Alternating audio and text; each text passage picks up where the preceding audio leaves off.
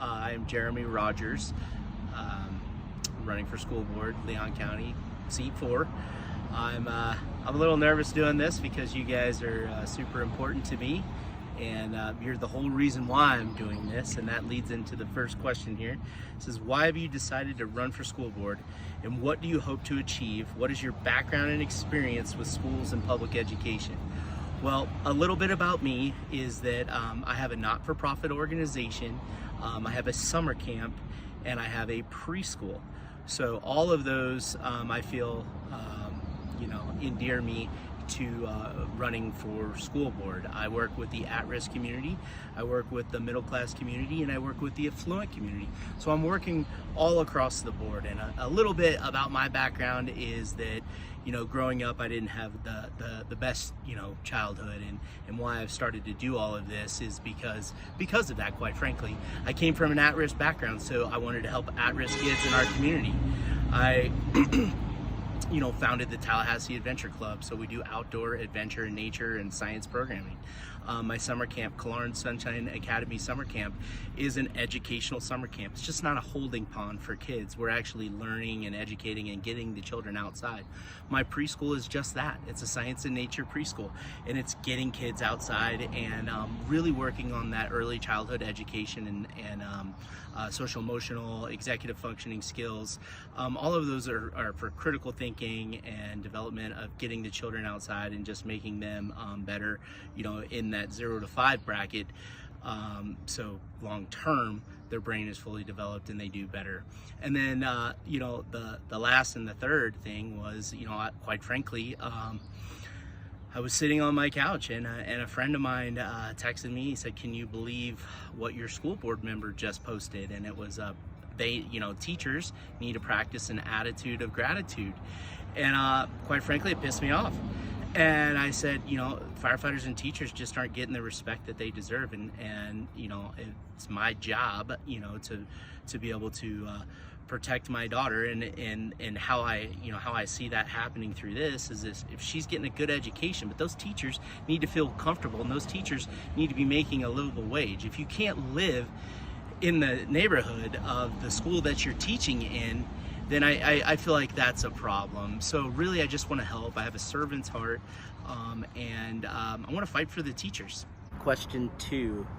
What is your plan to address the teacher and staff shortages in our district? How will you help to improve retention of highly qualified educators? I can answer this question in 26 words. Require a positive work culture. Teachers must be included in the decision making at schools, especially creative curriculum. And finally, most importantly, pay you guys more. Please share your position on school choice, including charter schools and private schools that receive taxpayer dollars to fund student scholarships.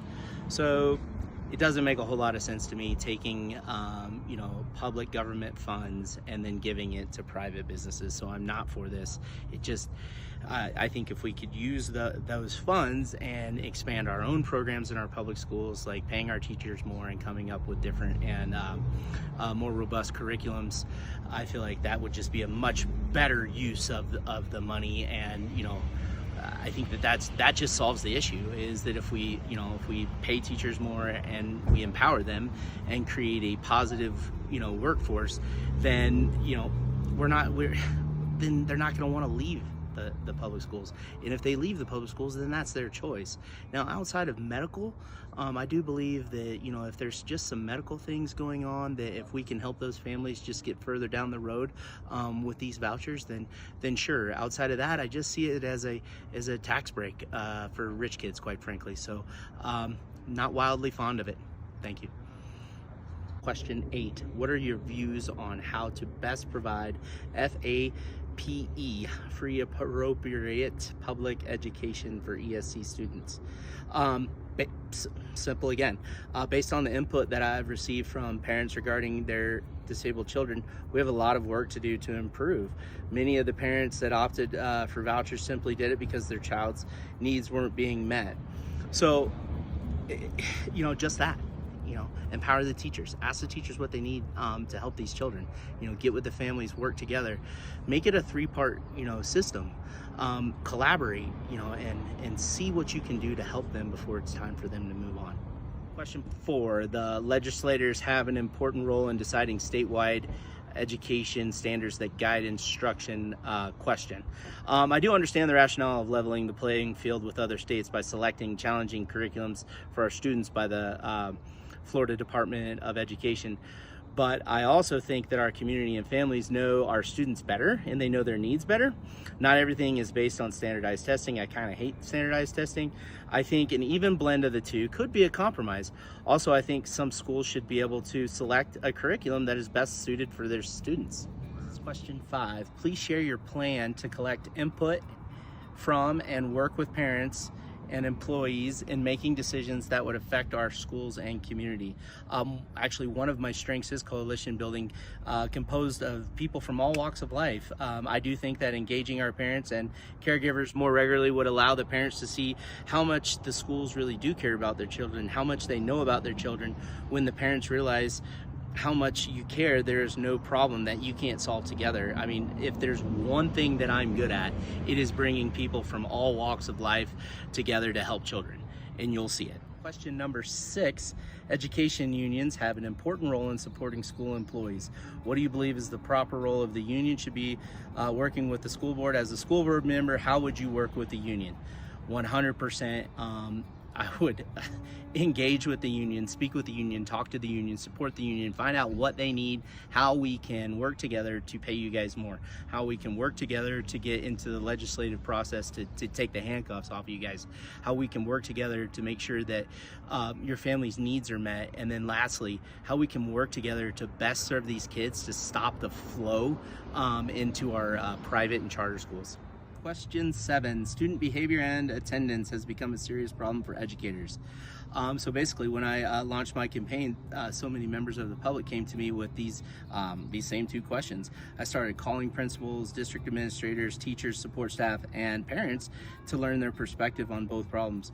They're all echoing the same message. We have to clean up the violence within our schools to protect students and staff, and also make the school community more engaging so that those who may chronically be absent might change their mind about attending school. Simply put, protect the teachers, protect the students, and come up with fun and engaging and creative curriculums. So the financial literacy question, honestly, absolutely, I think that should be taught in schools.